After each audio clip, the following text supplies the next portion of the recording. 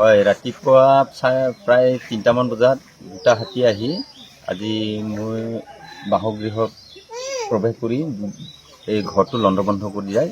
লগতে অলপ ধানো আছিলে, তাতো খাই মেলি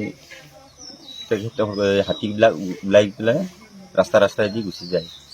আজি কেইবছৰমান আগৰ পৰা যে হাতীকেইটা ইয়াত প্ৰায় তেনেকুৱা ঘৰ বাৰী ভাঙি উৎপাত কৰি আছে, কিন্তু ফৰেষ্টাৰে কোনো ব্যৱস্থা লোৱা নাই। এই ক্ষেত্ৰত যাতে বিভাগীয় কৰ্তৃপক্ষই ব্যৱস্থা লয়, সেয়ে মোৰ ফালৰ পৰা অনুৰোধ জনালোঁ। এই ক্ষেত্ৰত বিভাগীয় বা চৰকাৰৰ ফালৰ পৰা অলপ সাহাৰ্য দিলে ভাল হয়, যাতে মোৰ বাসগৃহটো ভাঙি থৈ গ'ল আৰু লগতে মইতো থকা জেগাখিনি নাই, তেনেকুৱা